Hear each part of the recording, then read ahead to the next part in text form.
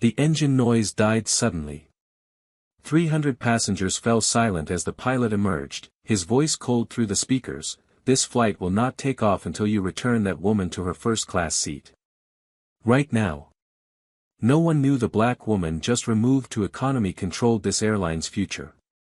Before we dive into this incredible story, drop a comment and let us know where you're watching from. If you believe in standing up for what's right, smash that like button and subscribe so you never miss stories of courage and justice. Now, let's uncover what happened on this unforgettable flight. 6 hours earlier, Nadine Washington stood in her corner office on the 30th floor of Tech Vista Solutions headquarters in San Francisco. At 47, she had built a $2 billion AI software empire from absolutely nothing. Today marked the culmination of 12 years of relentless work. She was flying to New York to finalize a $500 million acquisition that would cement her company's dominance in the industry. Nadine checked her reflection one final time. Her gray Armani suit fit perfectly, tailored to convey exactly what she was: powerful, successful, in control. Her cornrows were woven into an elegant pattern that took 3 hours to complete. Cartier glasses perched on her nose. The Patek Philippe watch on her wrist cost more than most people's cars.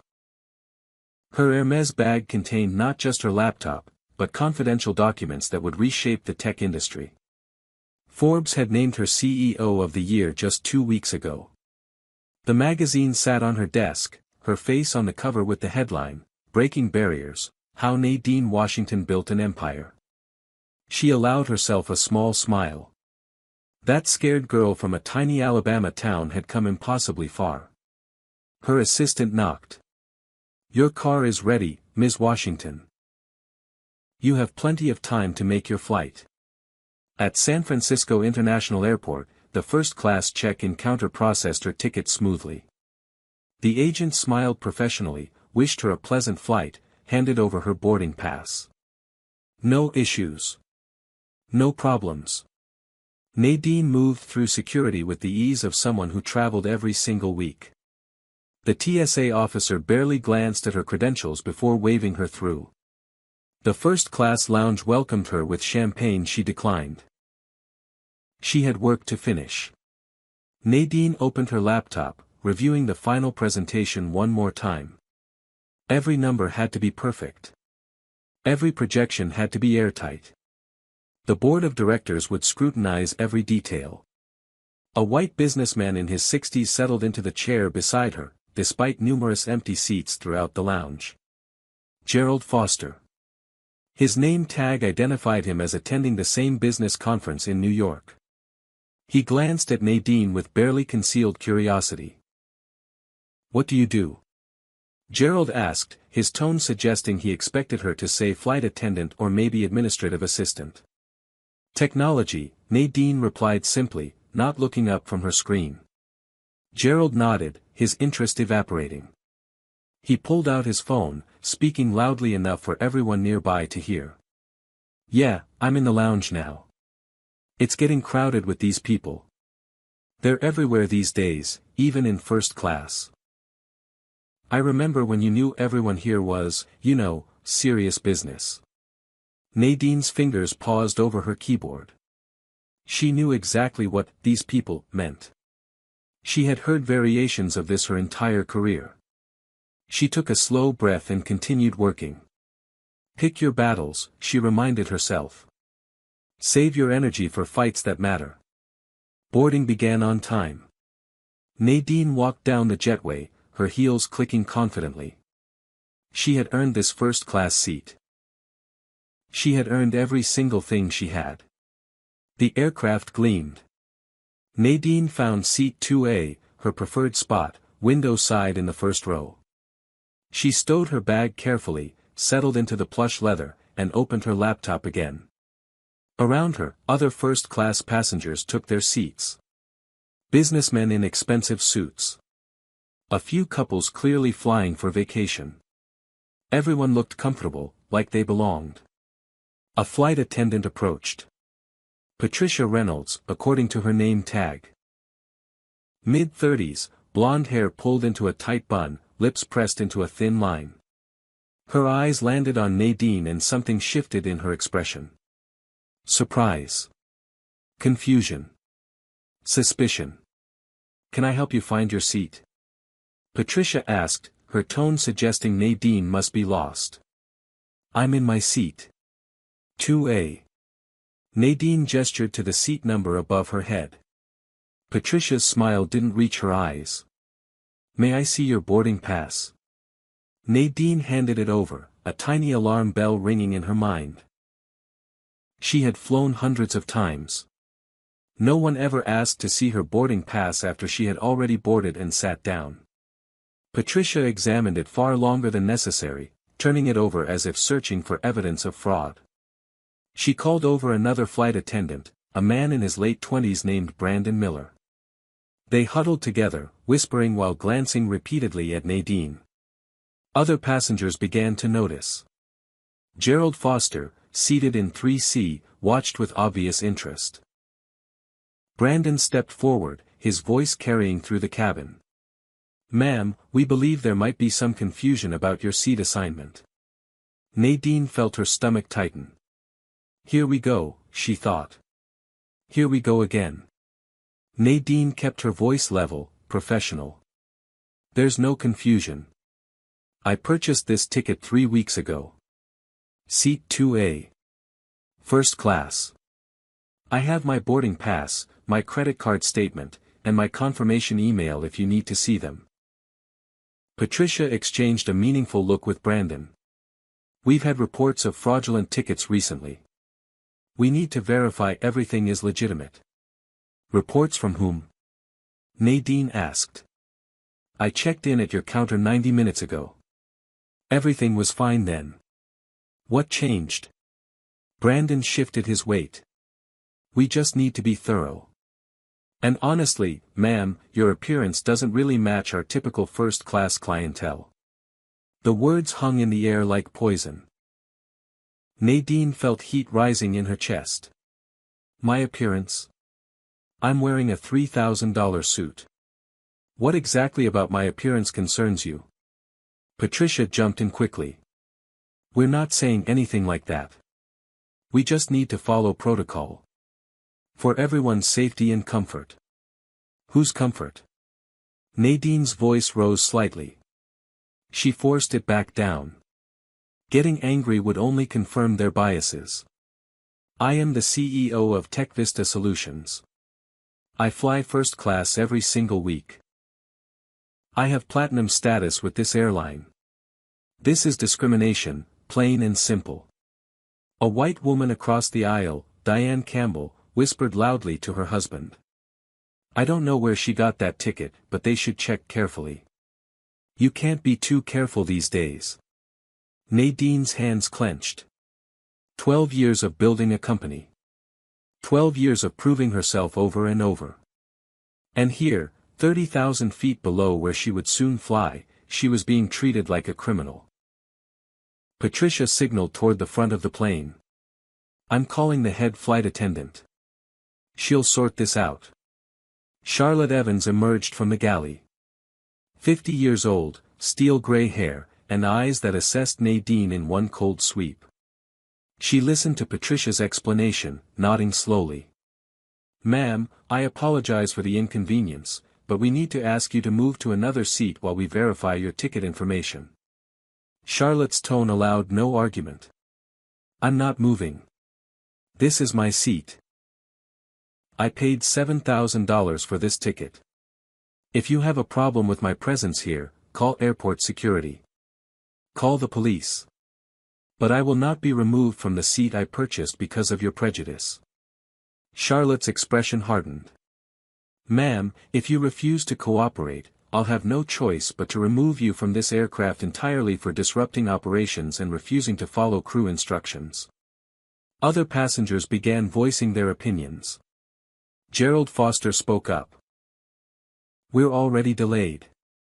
If there's an issue with her ticket, she should just move so we can get going. A businessman in row 4 nodded. Exactly. The rest of us have places to be. Nadine looked around the cabin. Not one person met her eyes. Not one person spoke in her defense. She was alone in a sea of judgment and indifference. Her phone was in her hand. She started recording. I'm documenting this. I'm being removed from first class for no legitimate reason other than the color of my skin. Patricia reached for the phone. You cannot record on this aircraft. It's against regulations. It's absolutely not against regulations, Nadine shot back. But intimidating passengers is. Brandon stepped closer, his body language aggressive. Another male flight attendant appeared, flanking Nadine's other side. Charlotte crossed her arms. Ma'am, you have two choices.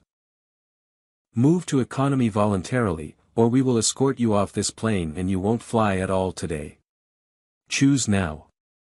Nadine felt tears of frustration burning behind her eyes. She would not cry.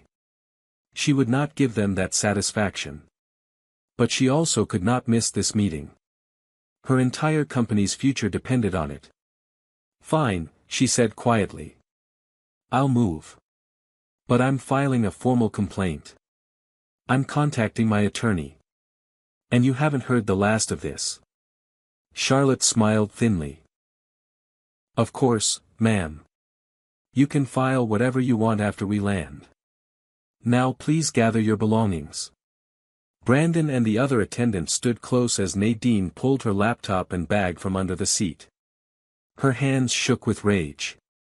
Patricia grabbed Nadine's carry-on from the overhead bin, handling it roughly. They walked her down the aisle like she was a criminal being perp-walked. Every eye in first class watched. Some looked away uncomfortably. Most watched with curiosity or approval. Gerald Foster had actually gone back to reading his magazine, completely unconcerned. Nadine walked past row after row, her head held high despite the humiliation burning through her veins. This was not how CEOs were treated. This was not how human beings should be treated. But deep down, she knew the truth. This was exactly how black people were still treated, no matter how successful they became. Seat 27B sat wedged between a teenager with headphones and a young black man in a hoodie. The space was cramped, the air stale. Nadine's knees pressed against the seat in front of her. There was no power outlet for her laptop. No room to spread out her documents. She tried to shove her Hermes bag under the seat. It barely fit. The luxury item looked absurd here, like she was pretending to be someone she was not. Except she was not pretending. She was exactly who she claimed to be. The world just refused to believe it. The young man beside her watched her struggle with sympathetic eyes. They did that to you? Kicked you out of first class? Nadine nodded, not trusting her voice yet. I'm Jamal Hughes, he said quietly. I'm sorry that happened. I know exactly how it feels. Nadine finally looked at him. He was maybe 25, with kind eyes and an engineering textbook poking out of his backpack. Thank you, she managed. She pulled out her phone before the flight attendants could demand all electronics be stowed. Her fingers flew across the screen. Rita Thompson, her attorney, answered on the first ring. Rita, I need you to document something. I was just removed from my first-class seat on Flight 447 to New York because the staff claimed I looked suspicious. I'm sitting in economy now. I need this on record immediately. Rita's voice sharpened with anger. Did they give any legitimate reason? No. They claimed they needed to verify my ticket, but we both know what this was really about. I want to file suit. And I want it loud. I'll start the paperwork now. Are you safe? Do you need me to contact the airline? I'm fine. Just angry. I'll call you when we land. Nadine ended the call and closed her eyes. 12 years of fighting. 12 years of being the only black woman in boardrooms full of white men. 12 years of being questioned, doubted, dismissed. She thought she had climbed high enough to escape this. She was wrong. An older white woman leaned forward from the row behind. Eleanor Price, her voice gentle. I saw what they did to you. That was terrible. Absolutely terrible.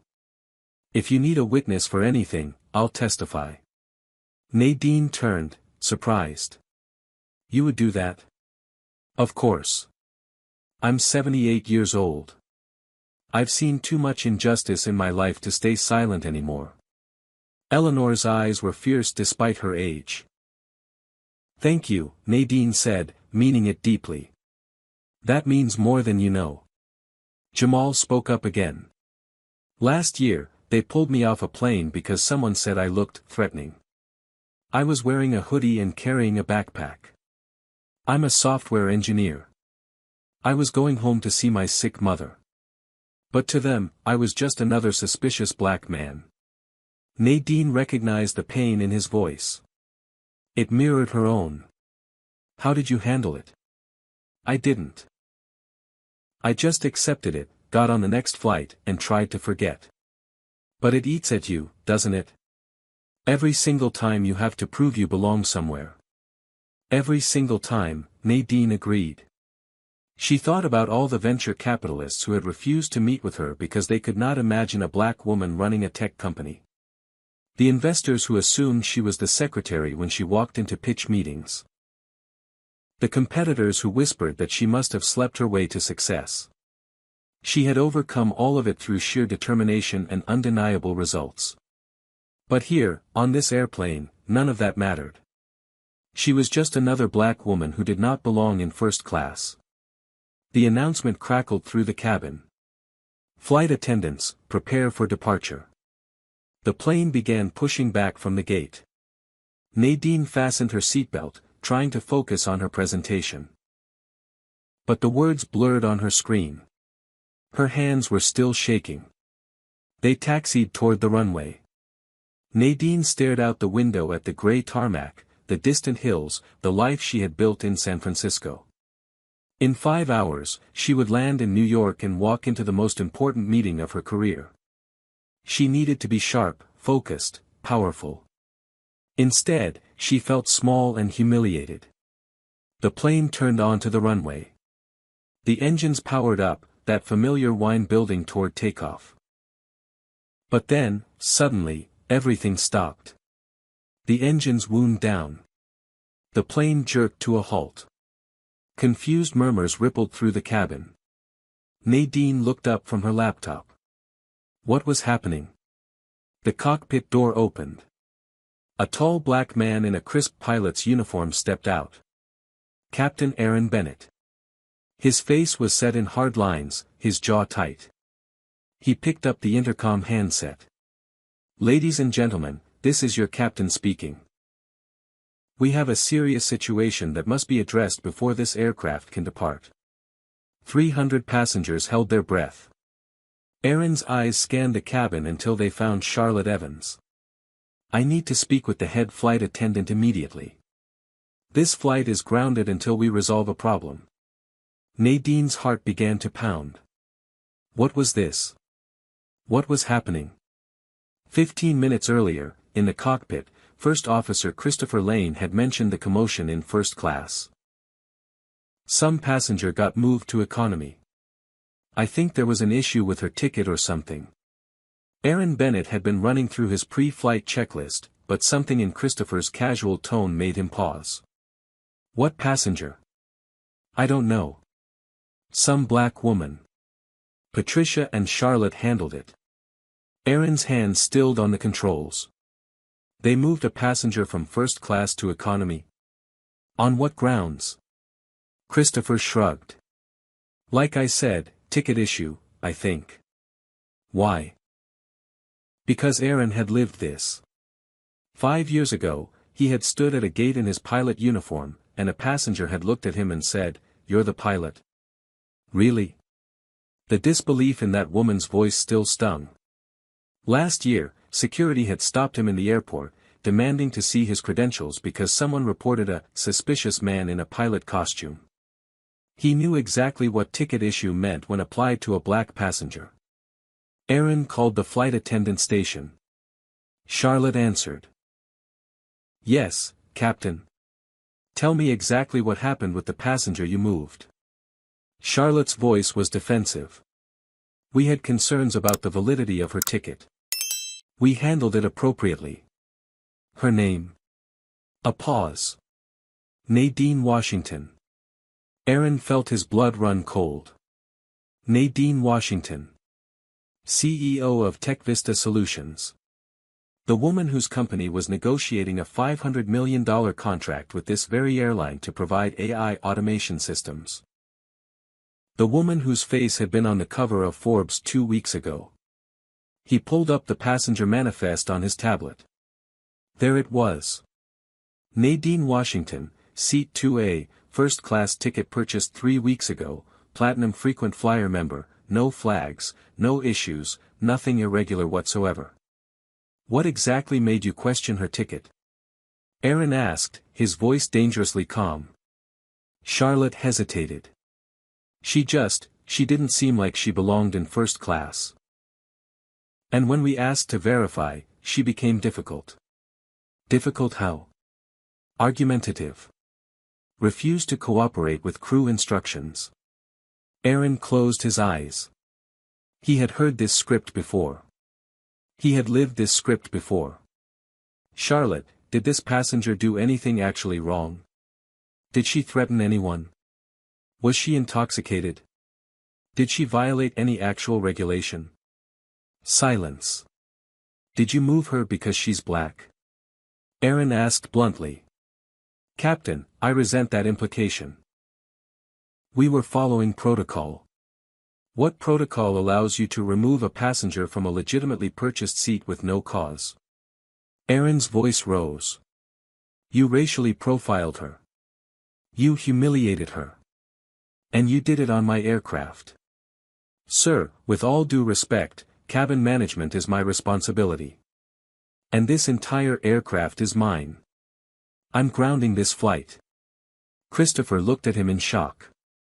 Aaron, what are you doing? Fixing a mistake. Aaron unbuckled his harness and stood.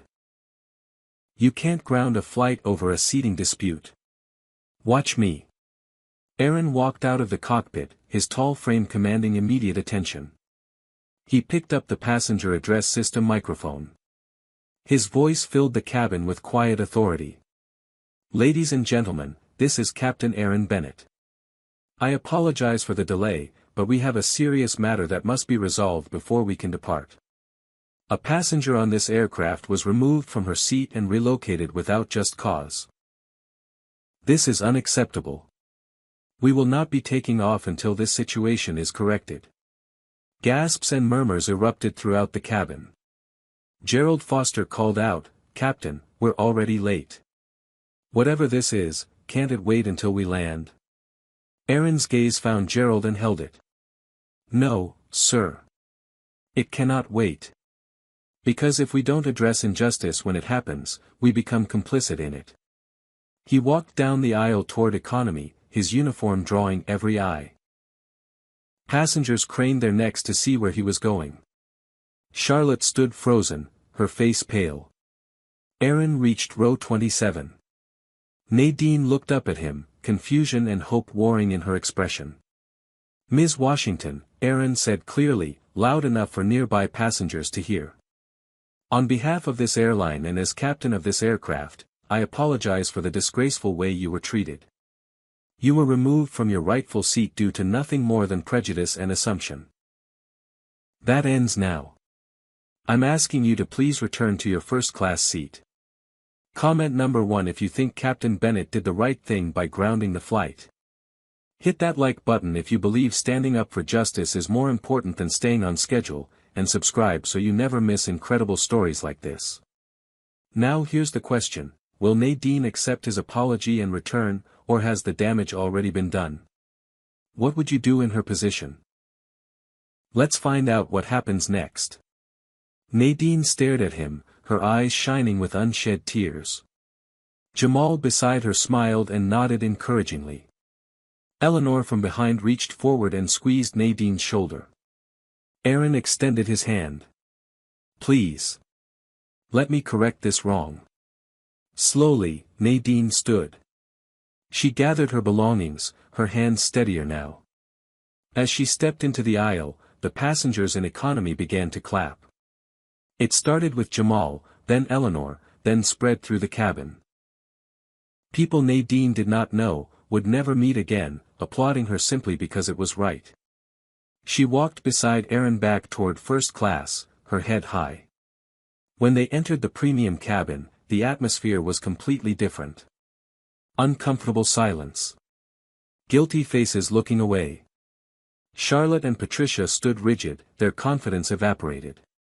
Aaron's voice carried through the section. This is a mess. Nadine Washington, CEO of Tech Vista Solutions, one of the most successful technology companies in America. She deserves the same respect and dignity as every other passenger on this aircraft. Anyone who has a problem with that can take it up with me. Nadine reclaimed seat 2A.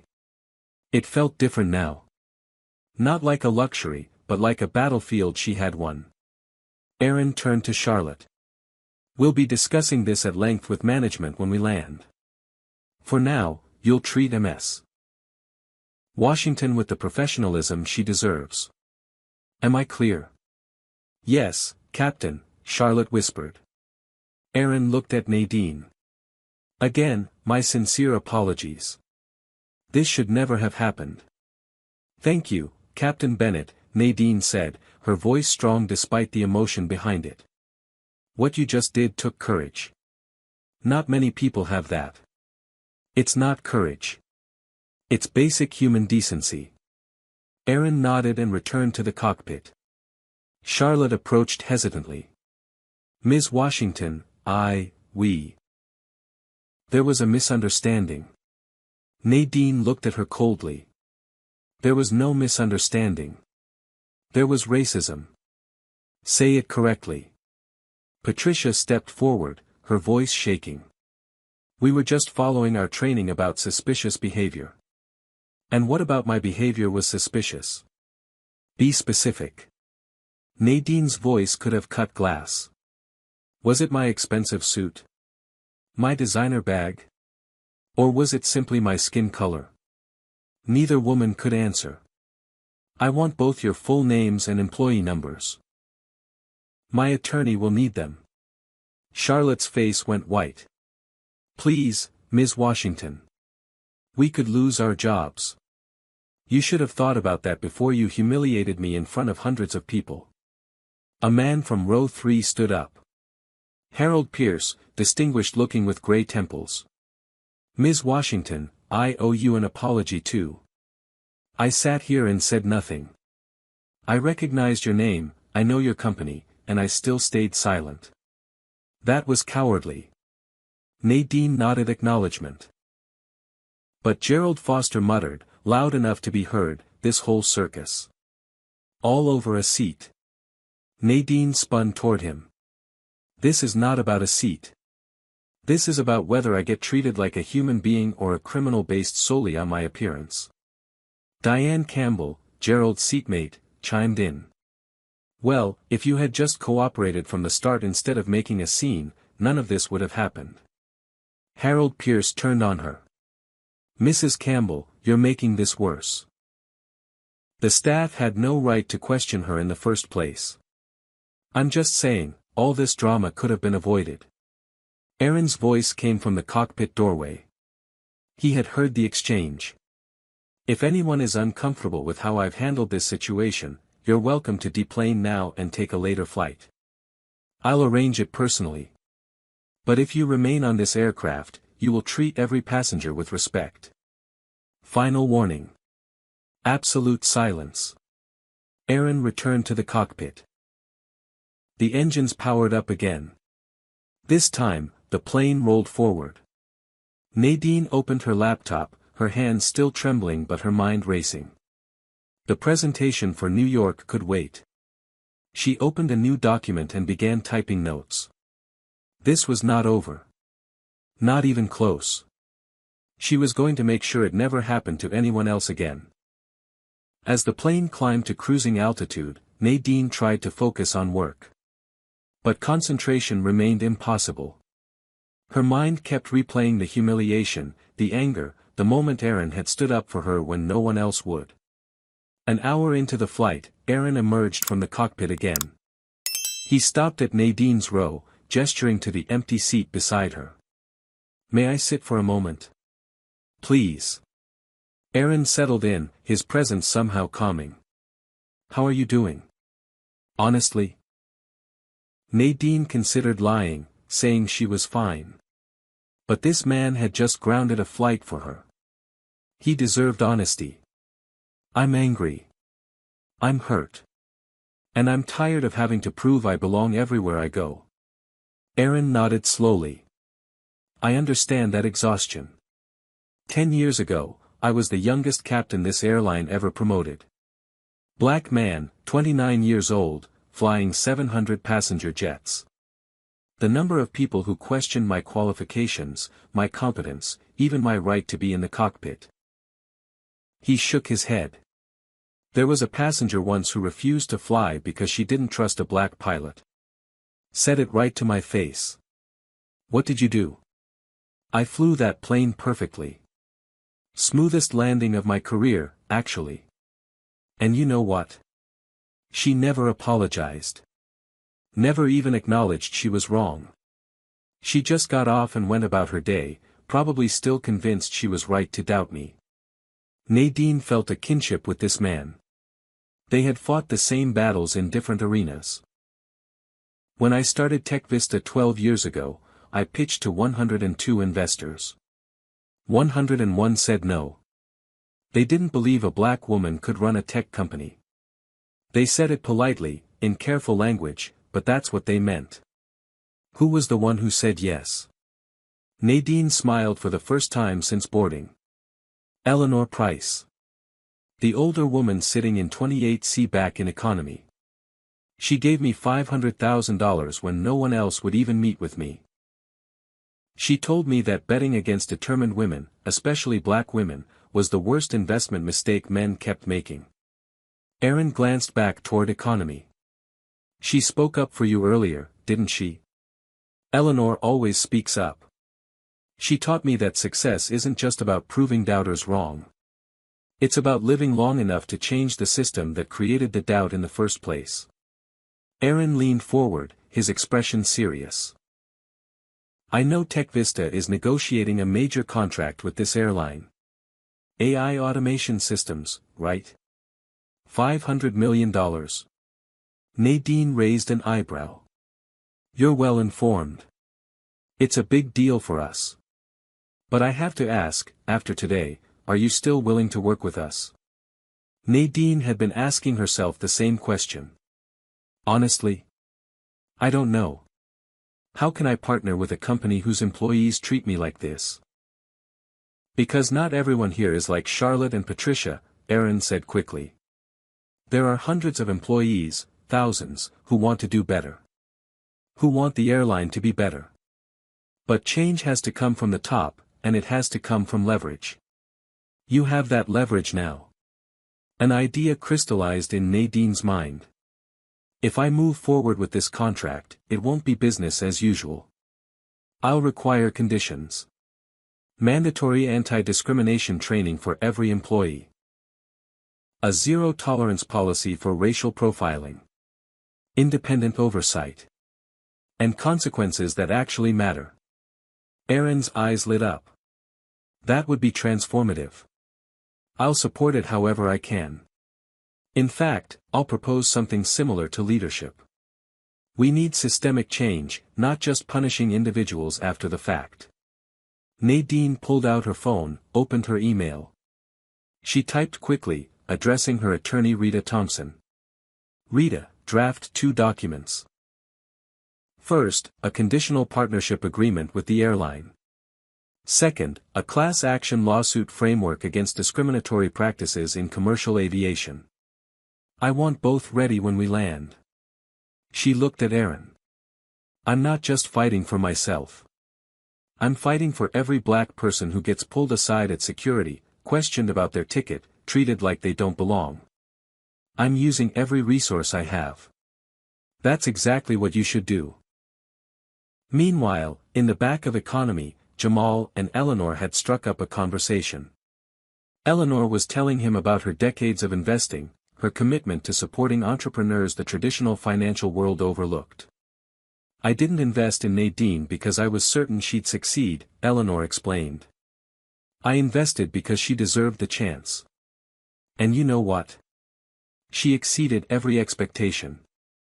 That company is worth $2 billion now. My initial $500,000 is worth $80 million. Jamal's eyes widened. $80 million. Money matters, sure. But what matters more is that Nadine created hundreds of jobs, developed technology that helps millions of people, and proved that black women belong at the top of any industry they choose. That's the real return on investment. Back in first class, Charlotte and Patricia huddled in the galley, their voices low and panicked. We're going to get fired, Patricia whispered. She's a CEO. She has lawyers. We're done.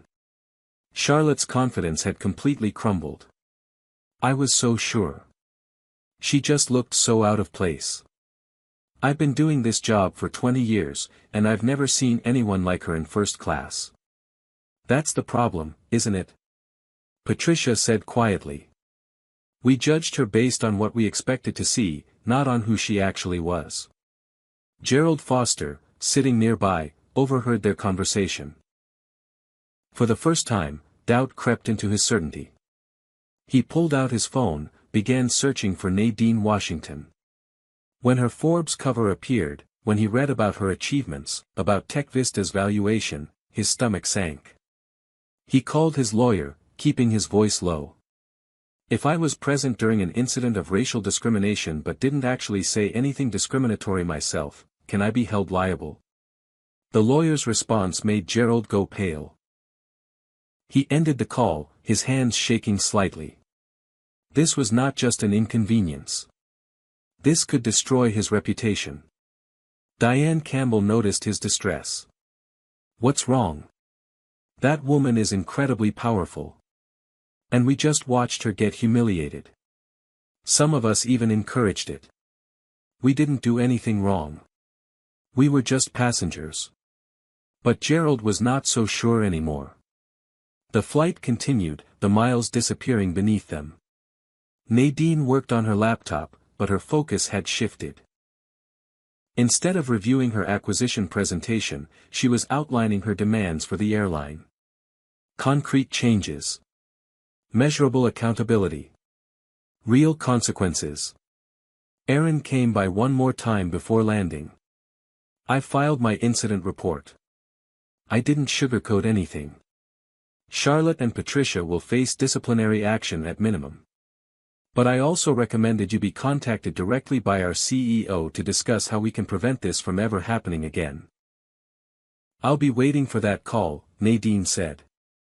As New York appeared on the horizon, Nadine felt different than she had taken off from San Francisco. Still angry, yes. Still hurt. But also energized. Focused. Ready to turn her pain into power. The plane touched down smoothly at JFK. As they taxied to the gate, Nadine gathered her belongings.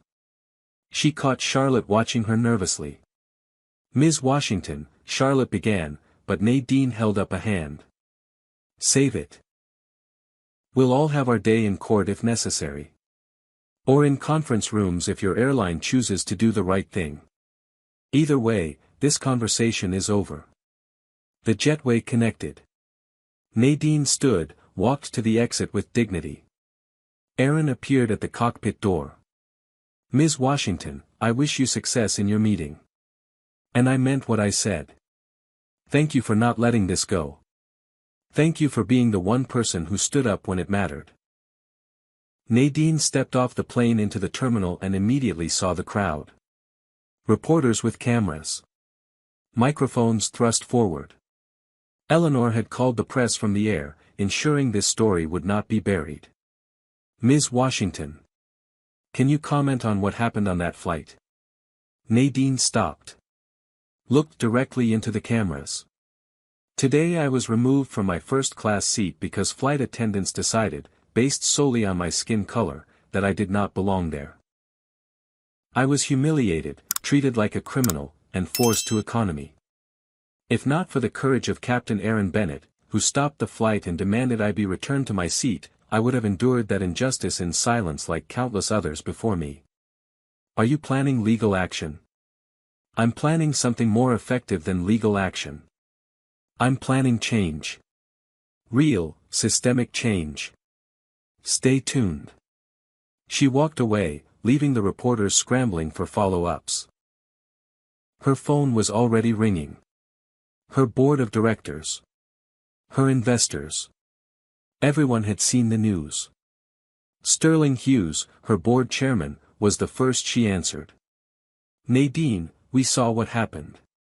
Are you all right? I'm fine. And I have a new direction for our airline contract negotiations. We're not just selling them technology. We're selling them accountability. I'm listening. As Nadine climbed into the car taking her to Manhattan, she allowed herself a small smile. The meeting she was heading to would determine her company's future. But what had just happened on that plane? That would determine something far bigger. That would determine whether the next black woman who bought a first-class ticket would be treated like she belonged there. The car merged onto the Van Wyck Expressway, heading toward Manhattan. Nadine's phone had not stopped ringing. She answered the most important calls, sent the rest to voicemail. The incident had already gone viral. #Justice for Nadine was trending on social media. Video taken by passengers was everywhere. But first, she had a meeting to dominate. TechVista's New York office occupied 3 floors of a gleaming tower in Midtown. When Nadine walked into the conference room, the entire board of directors stood and applauded. These were some of the most powerful people in technology, and they were applauding her. Sterling Hughes approached, his expression a mixture of pride and anger. We all saw the news. What they did to you was inexcusable. It was predictable, Nadine corrected. Black people face this treatment every single day. The difference is I have resources and a platform to fight back. Most don't. She took her seat at the head of the massive conference table, opened her laptop, and pulled up not the acquisition presentation, but something else entirely. Before we discuss the merger, we need to talk about the airline contract. I'm proposing we use our leverage to force systemic change. For the next hour, Nadine laid out her vision. The airline would not just buy their AI technology. They would commit to comprehensive anti-discrimination training, develop accountability measures, create an independent review board for passenger complaints, and fund a $10 million justice initiative. Board member Victoria Chen raised her hand. Those are significant demands. They might walk away from the deal entirely. Then we find another airline, Nadine said simply. I will not build technology for a company that treats people like I was treated today. Our values have to mean something. The board voted. Unanimous support. Sterling made the call to the airline's CEO, David Preston, right there in the meeting. David, you've seen the news. Nadine is here with us. Before we continue our contract discussions, she has some non-negotiable conditions. Across the city, in the airline's executive offices, chaos reigned. David Preston watched his company's stock price drop in real time. 3% loss in 2 hours. The PR disaster was spreading exponentially. His chief communications officer, Sarah Coleman, stood before his desk with a tablet showing the latest social media metrics.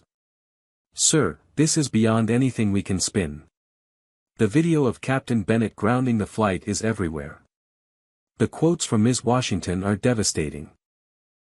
We're being called racist, discriminatory, and out of touch. What do we do? David asked. Apologize. Fire the employees involved. And pray Ms. Washington doesn't sue us into oblivion. David's assistant interrupted.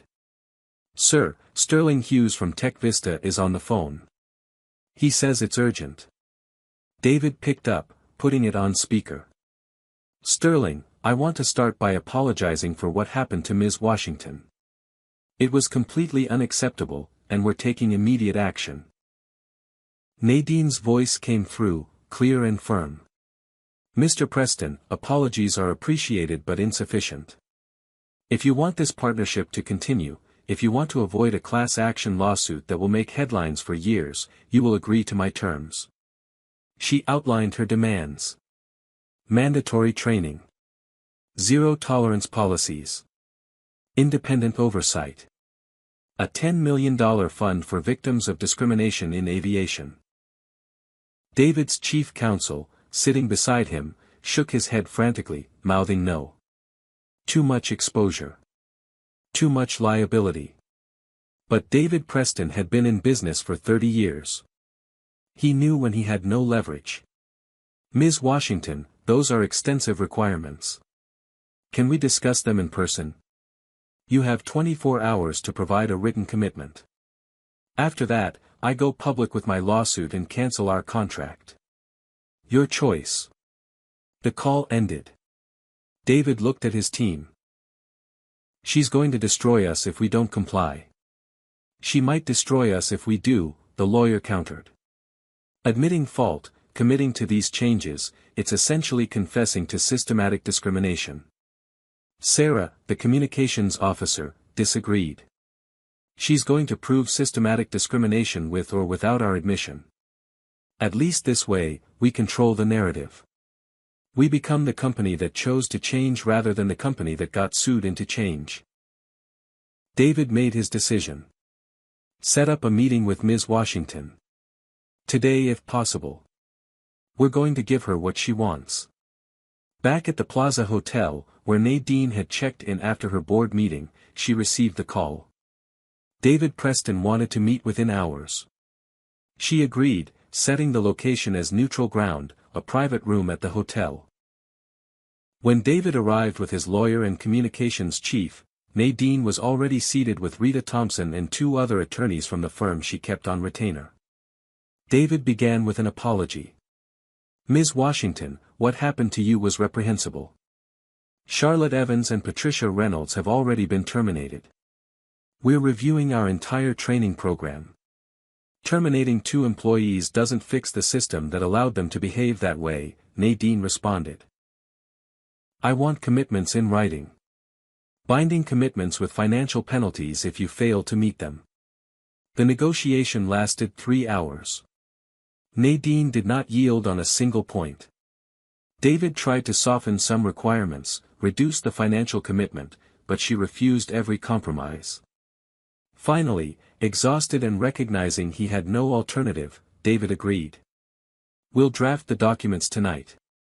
You'll have them tomorrow morning for review. One more thing, Nadine added. Captain Aaron Bennett. The man who grounded that flight to defend me. I want him promoted to Director of Diversity and Inclusion Training.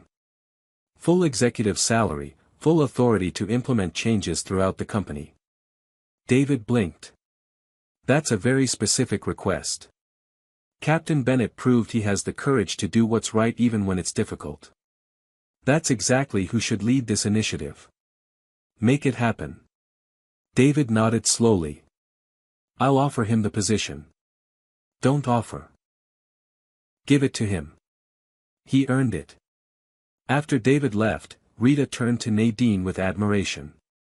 You just leveraged one incident into company-wide reform. That's remarkable. This isn't about revenge, Nadine said quietly. It's about making sure the next black woman who sits in first class doesn't have to fight the same battle I did. Over the following week, the dominoes fell rapidly. The airline announced sweeping changes.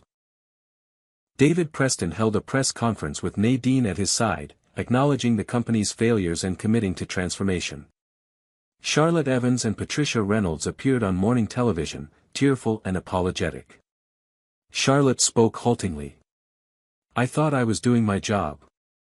I realize now that my assumptions, my biases, caused real harm. I'm deeply sorry. I'm using this as an opportunity to learn and change. Patricia added, I followed along because I didn't have the courage to question authority. Silence makes you complicit. I should have spoken up. Both women began working with civil rights organizations, using their experience as a cautionary tale in diversity training programs.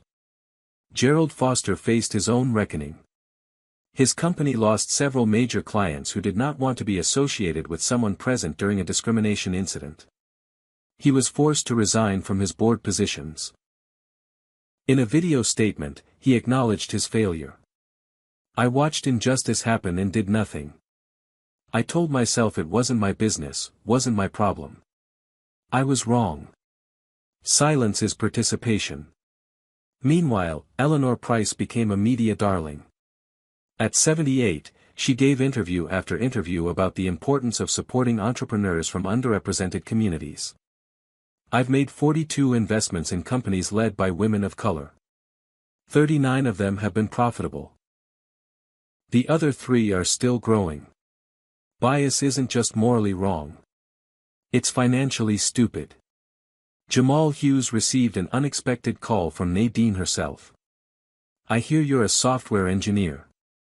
How would you like to work on something that matters? I'm building an AI system that can detect discriminatory patterns in customer service interactions. I need someone who understands both the technology and the lived experience. Jamal accepted immediately. Within months, his work would help develop technology that airlines, hotels, and retail companies would use to identify and address bias in their operations. The airline stock price, after initially dropping, began to recover as positive press about their transformation efforts spread. Customer satisfaction surveys showed dramatic improvement, particularly among Black passengers who reported feeling safer and more respected. 6 months after the incident, the airline released their progress report. Discrimination complaints had decreased by 92%. Employee satisfaction was up. And contrary to the fears of some executives, profitability had actually increased. Treating customers with respect turned out to be good for business. Nadine watched all of this unfold with satisfaction, but she knew the work was not finished. She had turned her personal pain into corporate policy. Now she needed to turn it into lasting change. 3 months after the incident, Nadine stood at a podium at the National Civil Rights Museum in Memphis. The room was packed with activists, attorneys, and everyday people who had faced similar discrimination. She was announcing the official launch of the Tech Vista Justice Fund. Today, we're committing $20 million to provide legal representation and support for victims of racial discrimination in travel and transportation, Nadine declared. No one should have to choose between fighting injustice and affording a lawyer. No one should have to stay silent because they don't have resources. The audience erupted in applause. Rita Thompson stood beside her, smiling. In the past weeks, they had been contacted by hundreds of people with stories eerily similar to Nadine's. Removed from flights. Questioned at hotels. Followed in stores. The pattern was undeniable and overwhelming. Erin Bennett, now officially the airline's Director of Diversity and Inclusion, spoke next. When I grounded that flight, I knew there would be consequences. What I didn't expect was the opportunity to create real change from the inside. In the past 90 days, we've trained every single one of our 40,000 employees. We've revised policies, created accountability structures, and most importantly, we've listened to the people we've harmed. He gestured to a screen showing statistics. We're not perfect yet. But discrimination complaints are down. Passenger satisfaction is up across all demographic groups. And we're seeing other airlines adopt similar programs. Change is spreading. A reporter asked the question everyone was thinking.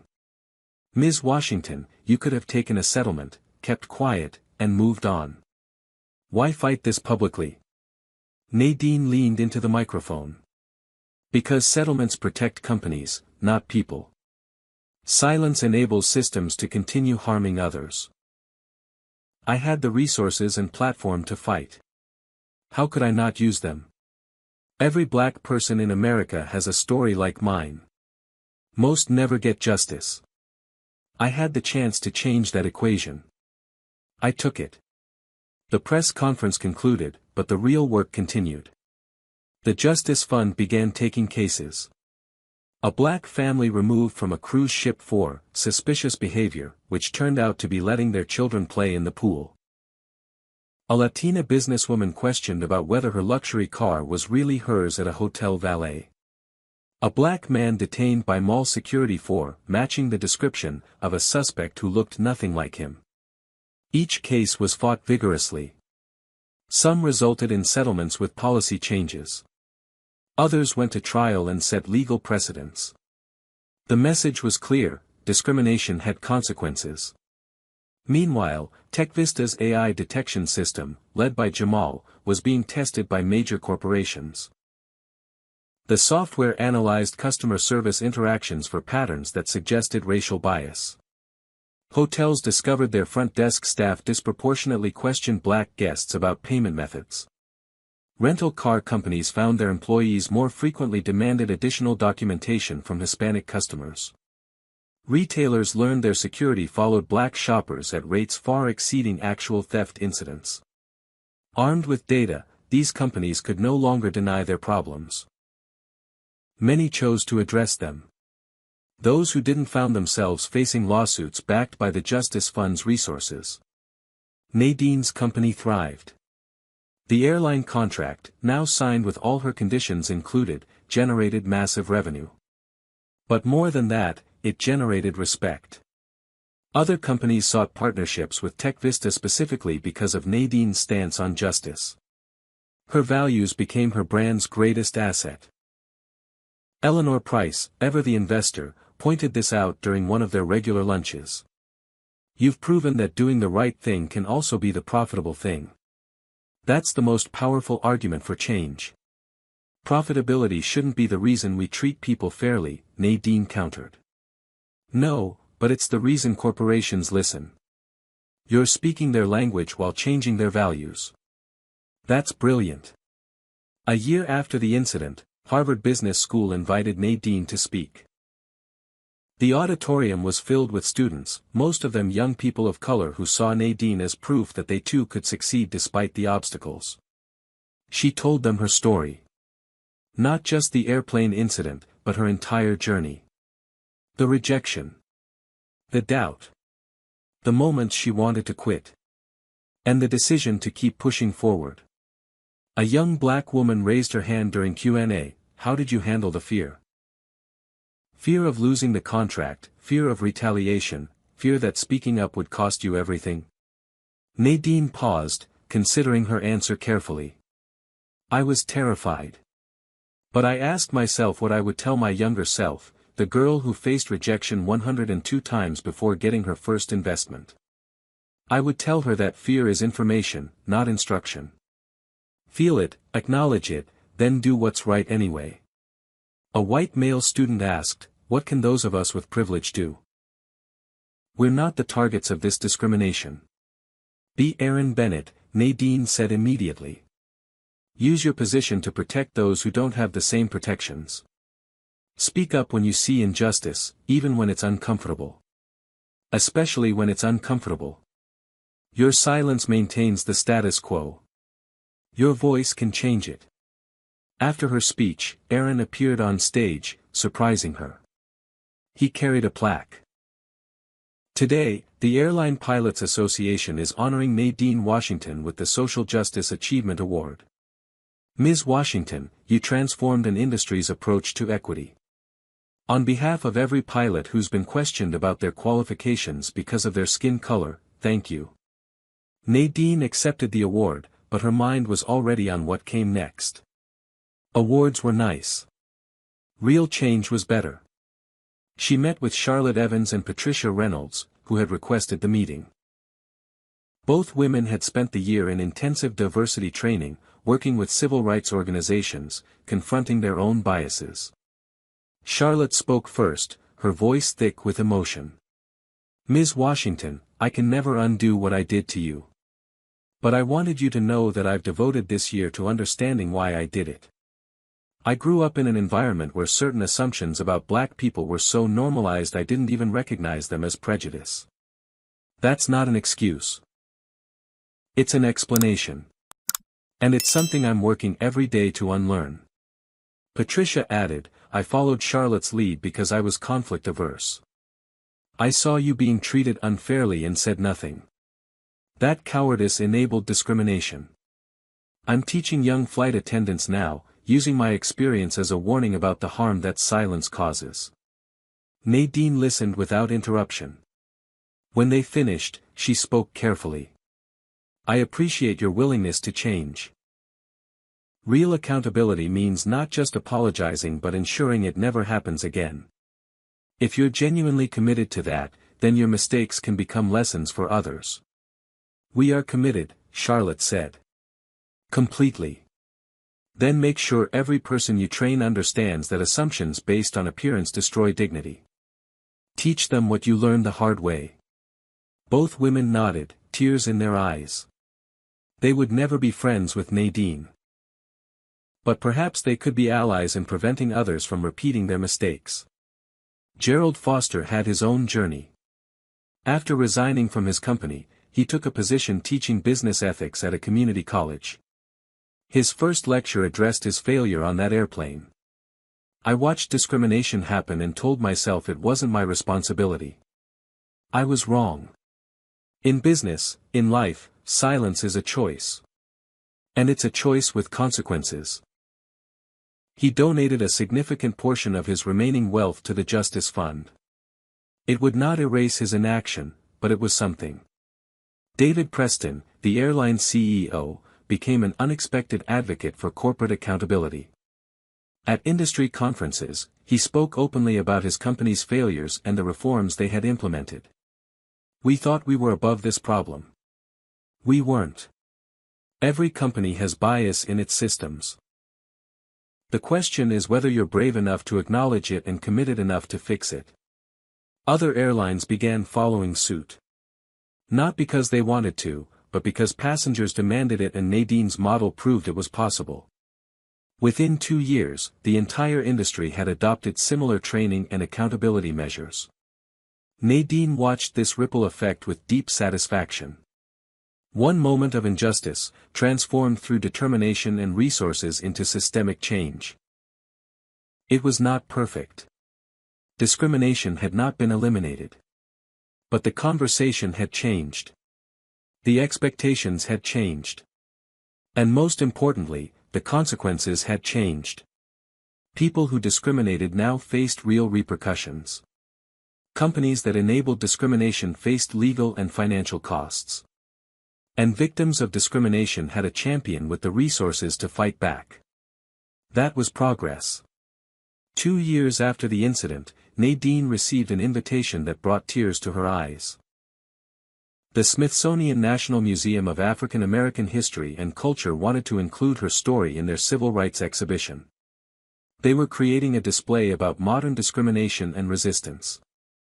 She stood in the museum, looking at the exhibit they had created. Her boarding pass from that flight, preserved behind glass. Photos of Aaron grounding the plane. Newspaper headlines about the reforms that followed. And a video screen playing her press conference statements on loop. Future generations will see this, the curator explained.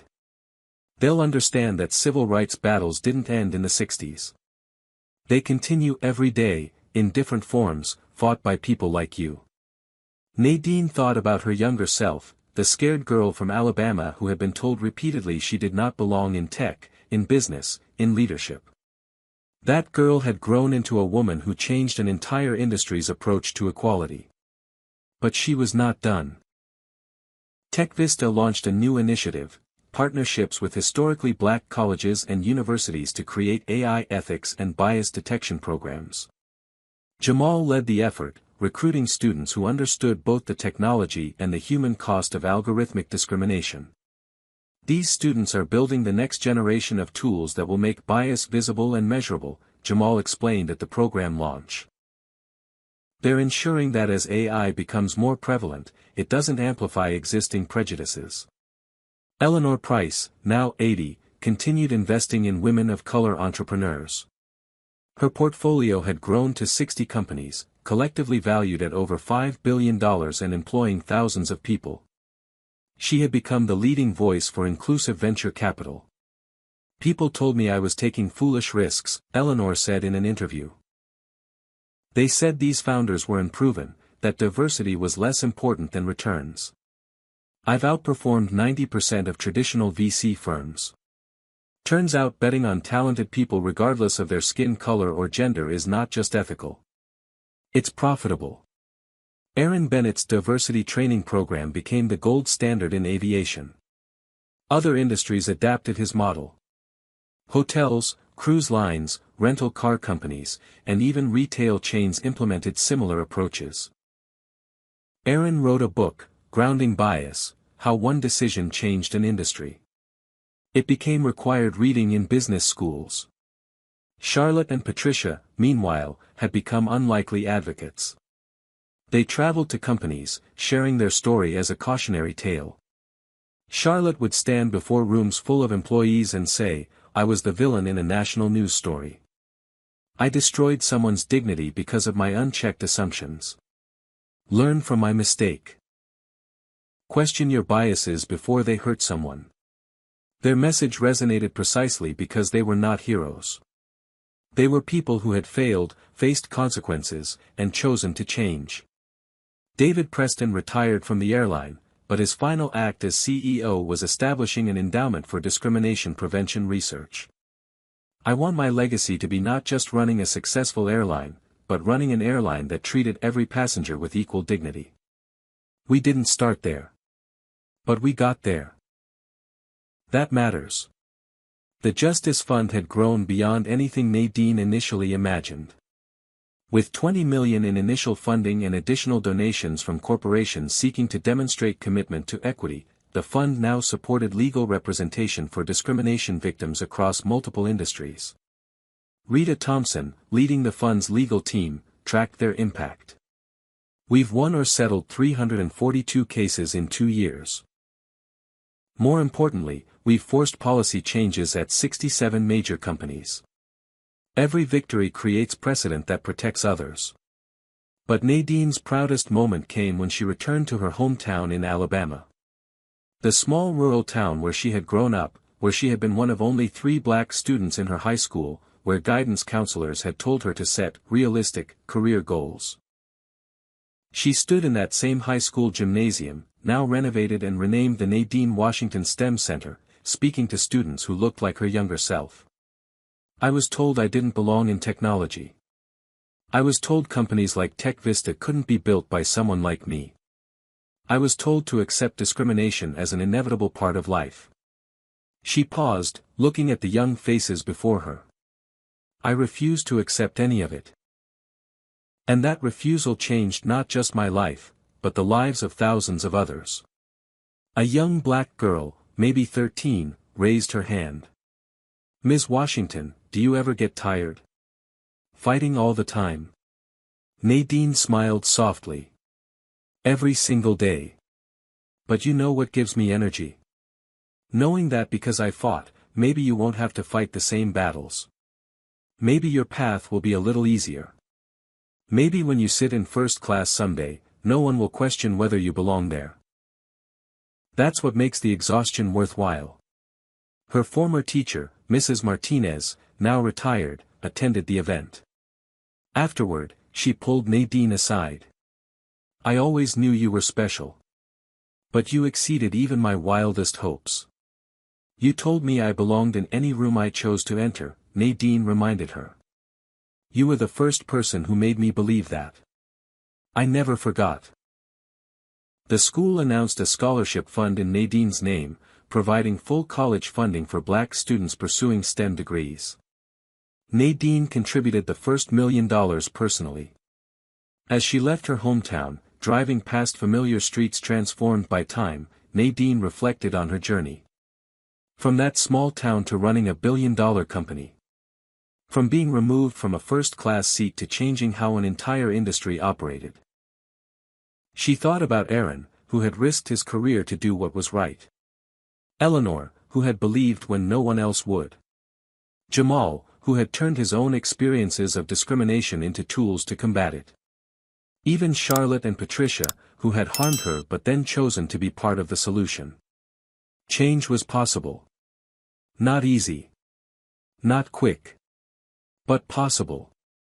Her phone rang. It was Sterling Hughes. "Nadine, we just closed the acquisition. TechVista is now a $3 billion company. The Justice Fund work, the airline reforms, the HBCU partnerships, all of it strengthened our brand and attracted investors who value our mission. You built something that's both profitable and purposeful." Nadine thanked him and ended the call. She pulled over at a rest stop, looking out at the landscape. Somewhere on a plane overhead, people were traveling. Some in first class, some in economy. And because of what had happened 2 years ago, because of the choice she made to fight rather than accept, those passengers were more likely to be treated with dignity regardless of their skin color. That was the real return on investment. Not the billions in company valuation. Not the awards and recognition. But the knowledge that the next black woman who boarded a plane would have slightly better odds of being treated like she belonged there. Nadine got back in her car and continued driving toward the airport. She had another flight to catch. First class, naturally. And this time, she knew exactly how the story would unfold.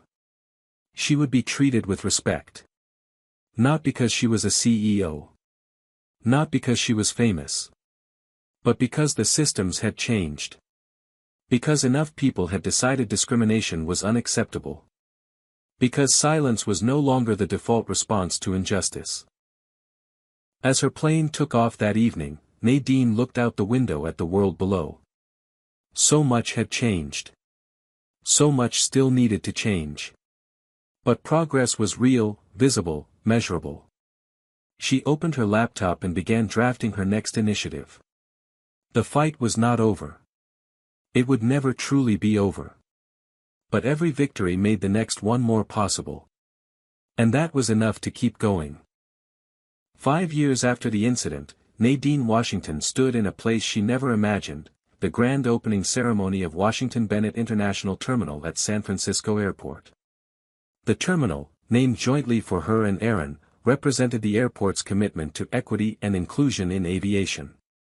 The terminal's design incorporated art celebrating black excellence in aviation, from Bessie Coleman to modern pilots and executives.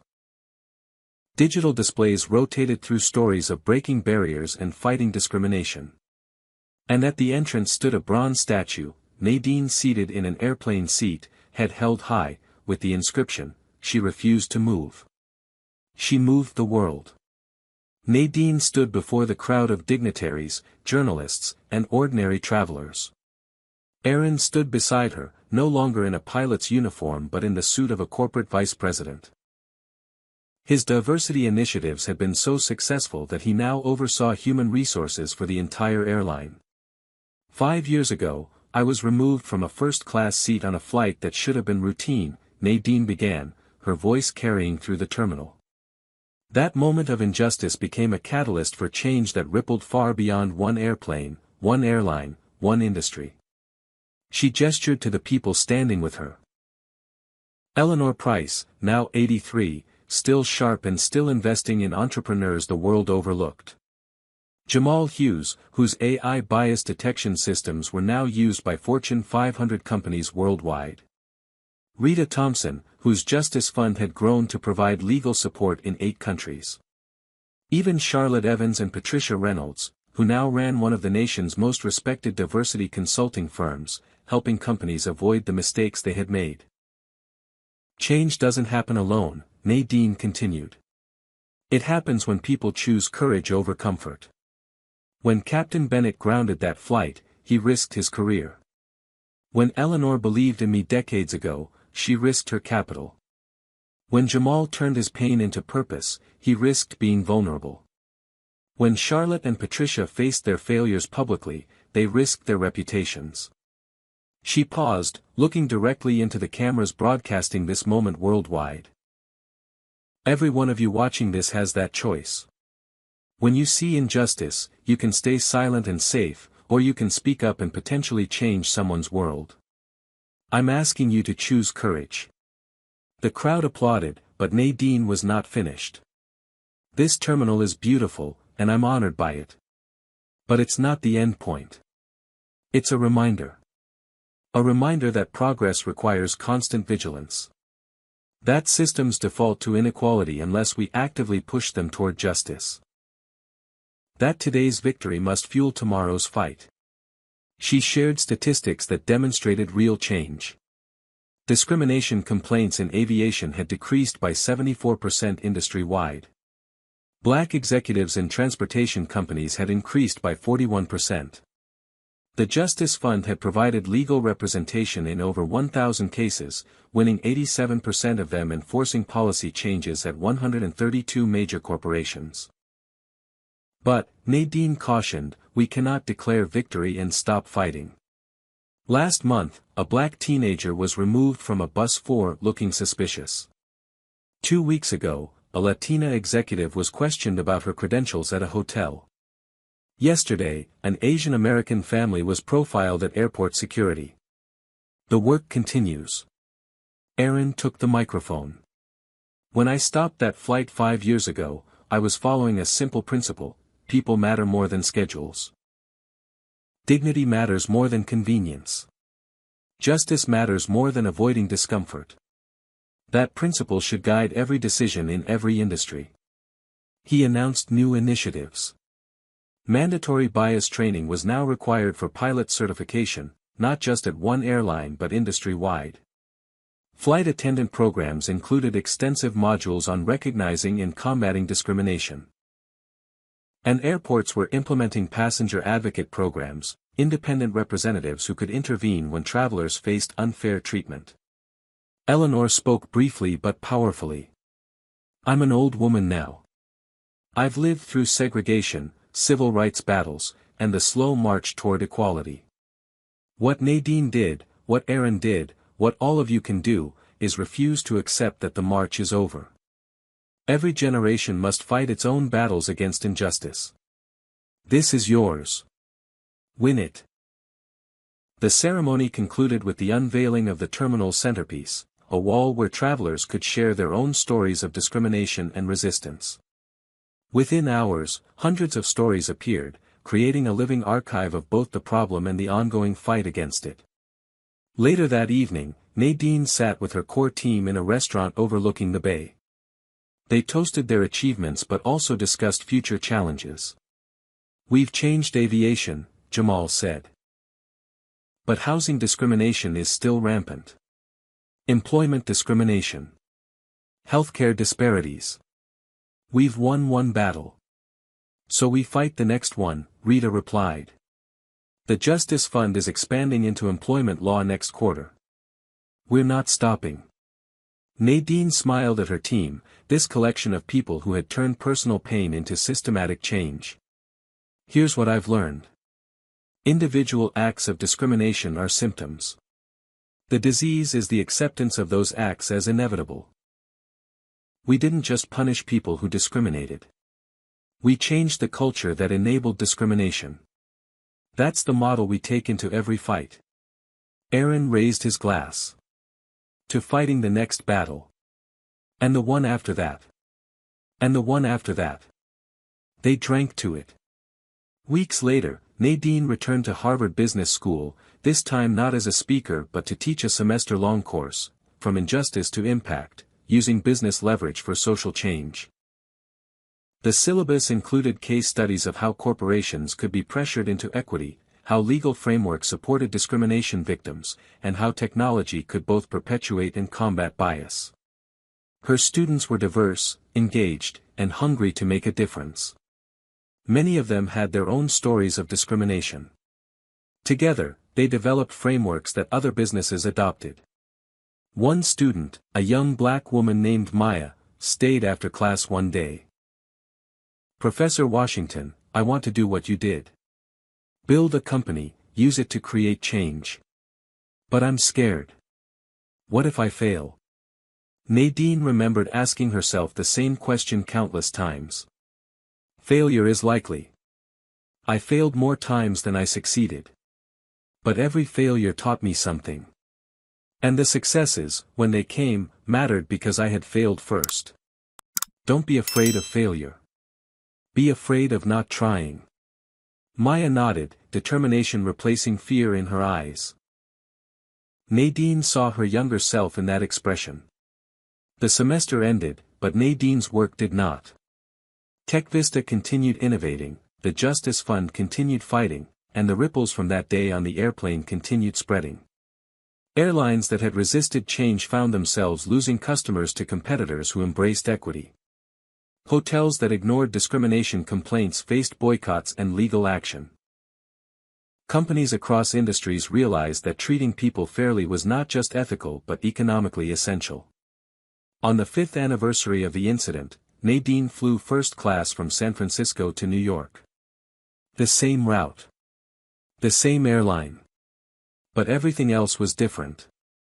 The flight attendant who greeted her was a young black woman named Kenya. "Welcome aboard, Ms. Washington. It's an honor to serve you." Nadine smiled. "The honor is mine. How long have you been flying?" 6 months.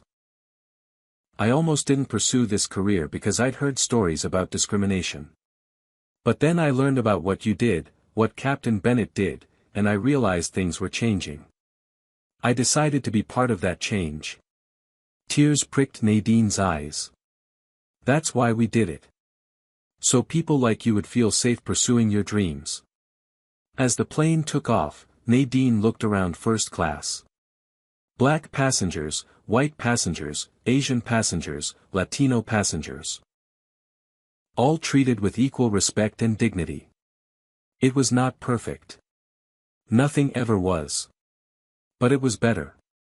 She thought about the statue at the airport. She refused to move. She moved the world. It was not quite accurate. She had not moved the world alone. Aaron had helped. Eleanor had helped. Jamal, Rita, even Charlotte and Patricia in their own way. Thousands of people had contributed to this change. But she had refused to accept injustice as inevitable. And that refusal had been the spark that lit a fire. The plane climbed toward cruising altitude. Below, the country spread out in all its complicated beauty. So much progress made. So much still needed. Nadine opened her laptop and began writing. Not a business plan this time, but a book. Her story, from Alabama to boardrooms to that airplane and beyond. She would tell it all, the failures and triumphs, the fear and courage, the defeats and victories. Because the next generation needed to know that change was possible. Difficult, exhausting, sometimes dangerous, but possible. The flight attendant, Kenya, stopped by with a drink. "Can I ask you something, Ms. Washington?" "Of course." "Was it worth it? All the fighting, the lawsuits, the attacks from people who said you were overreacting. Was it worth the cost?" Nadine looked at this young woman who felt safe enough to pursue her dreams because others had fought for that safety. She thought about every victim of discrimination who now had legal support. Every employee who received training on combating bias. Every policy that had been rewritten to protect rather than harm. "Yes," she said simply. "It was worth every single moment." Kenya smiled and moved on to serve other passengers. Nadine returned to her writing, the words flowing easily now. Hours later, the plane descended into New York. The same city where this journey had reached its turning point 5 years ago. Nadine gathered her belongings, preparing to deplane. As she walked through the terminal, she passed the Washington Bennett terminal plaque. She paused, reading the inscription one more time. She refused to move. She moved the world. Not alone, she thought. Never alone. But she had started it. And sometimes, starting was the hardest and most important part. Nadine walked into the New York evening, ready for whatever came next. The fight for justice never ended. But tonight, she could rest knowing she had moved the needle. She had made the world measurably better. And tomorrow, she would wake up and move it a little bit more. What's your story of witnessing or experiencing discrimination? Drop a comment below and share it. If this story inspired you, smash that like button and subscribe so you never miss powerful narratives of courage and change. Share this video with someone who needs to hear this message. Together, we can continue moving the world toward justice. Thank you for watching, and may you always have the courage to refuse to move when justice demands you stand firm. Until next time, keep fighting for what's right. This story teaches us that silence in the face of injustice makes us complicit. When Nadine was wrongfully removed from her seat, most passengers stayed silent, prioritizing their convenience over her dignity. Captain Aaron Bennett showed us that true leadership means using your position to protect those who cannot protect themselves, even when it disrupts the status quo. His decision to ground the flight demonstrated that schedules matter less than human dignity. The transformation of Charlotte and Patricia proves that people can change when forced to confront their biases. Their journey from perpetrators to advocates shows that accountability combined with education creates real growth. Meanwhile, Eleanor Price exemplified how allies with privilege should invest in those the system overlooks, not just with words but with tangible resources and unwavering support. Nadine's response teaches perhaps the most crucial lesson: don't just seek personal justice, demand systemic change. She leveraged her position not for revenge but for reform, ensuring her experience would prevent future discrimination. Her strategy of using business leverage to force corporate accountability created ripple effects across entire industries. Finally, this story reminds us that progress requires constant vigilance. Discrimination evolves, taking new forms in each generation. The fight for equality is not a destination but an ongoing commitment. Each of us must choose daily whether we will be bystanders who enable injustice or activists who challenge it, knowing that our smallest actions can spark monumental change. Have you ever witnessed discrimination and regretted staying silent? Or did you find the courage to speak up like Captain Bennett? Share your story in the comments below. If you believe that standing up for justice matters more than convenience, hit that like button right now. Subscribe and turn on notifications so you never miss stories that inspire courage and demand accountability. Share this video with someone who needs to hear that one person's refusal to accept injustice can truly move the world. What would you have done in Nadine's position? Would you have accepted the humiliation quietly, or fought back knowing it might cost you everything? Drop a comment with your honest answer. And here's a challenge. This week, when you see unfairness happening to someone else, will you be the person who speaks up? Thank you for watching this powerful story of courage, transformation, and the relentless pursuit of justice. May you always have the strength to refuse to move when dignity demands you stand firm.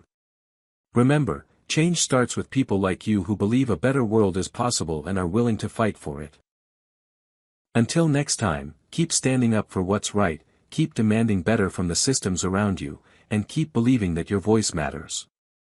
Together, we can create a world where everyone is treated with the respect they deserve.